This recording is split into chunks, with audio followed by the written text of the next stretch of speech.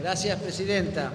Mínimamente para refutar algunos aspectos que se han mencionado en los dictámenes en disidencia, o bien para aclarar convenientemente en lo esencial las previsiones de la norma, tanto en materia de la naturaleza jurídica de la sociedad del Estado que estamos creando, como en materia de los derechos laborales. Yo creo que parte de la crítica que se especificaba recientemente en relación al convenio colectivo, a la representación gremial y a los derechos laborales de los trabajadores del ANAC está más que suficientemente aclarada y garantizada convenientemente con la ley.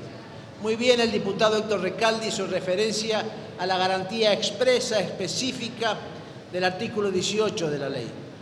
Y yo me voy a permitir ampliar y mencionar el artículo 17 de la norma, que clarifica tanto la incumbencia, la pertenencia y la aplicación de las normas del derecho colectivo que actualmente le rigen a los trabajadores, como la representación gremial presente y futura. Es así que el artículo 17 dice expresamente: la empresa argentina de navegación aérea, sociedad del Estado, rige las relaciones con su personal por el régimen de contrato de trabajo establecido en la ley 2744 y sus modificaciones, y los convenios colectivos de trabajo que hubieran sido celebrados, los que son aplicables a la fecha van a seguir siéndole aplicables, o se celebren en el futuro con las asociaciones gremiales representativas de su personal. Las actuales asociaciones gremiales que los representan van a continuar representándolos. Y por supuesto, como ya lo mencionara el artículo 18, el diputado Recalde, esencialmente le garantiza en forma amplia a todo el personal transferido los derechos laborales. Eso subsume la totalidad de los derechos laborales que hacen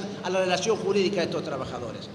Esta garantía es más que suficiente porque emerge de una norma de jerarquía superior como es una ley. No va a poder ser modificada, derogada, quitada, disminuida por ningún presidente de la empresa, por ningún gerente. Esta es la máxima garantía que puede dar el Estado Nacional. Pero por otro lado, también hemos leído y hemos escuchado ya en debates en comisión que se habla de privatizar, se trata de desjerarquizar la figura de una sociedad del Estado. La sociedad del Estado es una figura expresamente creada hace más de 41 años en el derecho público nacional. Son sociedades que están enmarcadas para que actúen en el derecho privado, pero esencialmente investidas de la potestad pública porque están dirigidas a determinadas áreas de la comercialización de bienes y servicios o para la prestación de servicios públicos, como es este caso. Son sociedades que no admiten el capital privado, únicamente puede existir como titular accionario el Estado Nacional o los estados provinciales municipales en su caso. En lo demás se le rige la ley de sociedades en todo aquello que fuere compatible, pero la naturaleza pública es indiscutible. Más allá incluso de algunos comentarios y de algunas citas, tanto de los dictámenes de la oposición como incluso de alguna parte del texto de la propia ley, debemos aclarar que no es esencial y absoluto la aplicación del derecho privado en esta sociedad del Estado. Estas sociedades del Estado se manejan y se rigen en una relación muy especial entre el Estado Nacional y, en este caso, sus directivos y su personal gerenciador.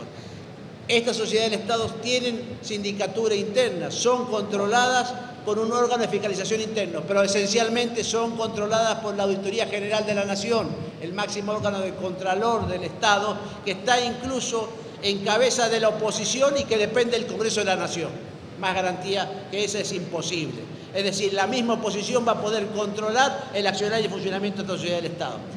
Bien ha dicho y ha clarificado en la doctrina el Procurador del Tesoro sobre la naturaleza jurídica de la sociedad del Estado. Dice: la sociedad del Estado, conforme dice el dictamen obrante en el tomo 263, página 8, conformadas con un capital enteramente estatal, constituyen una especie de descentralización administrativa en la que, al margen de la actividad propia que desarrolle, se encuentra comprometido el interés nacional del Estado, el interés del Estado Nacional.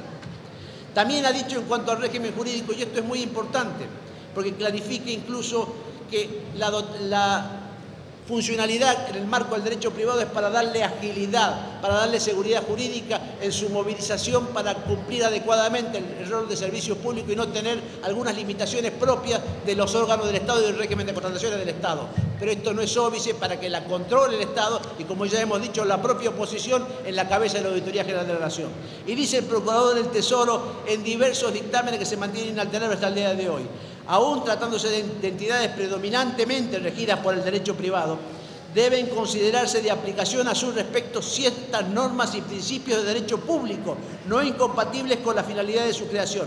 Además, aún con el más amplio grado de centralización, en última instancia, integran la organización administrativa del Estado. Y cuando se trata de entidades del Estado constituidas bajo forma jurídica privada, se impone la superación de la personalidad del ente frente a la realidad estatal de la propiedad, el gobierno y la dirección de la entidad.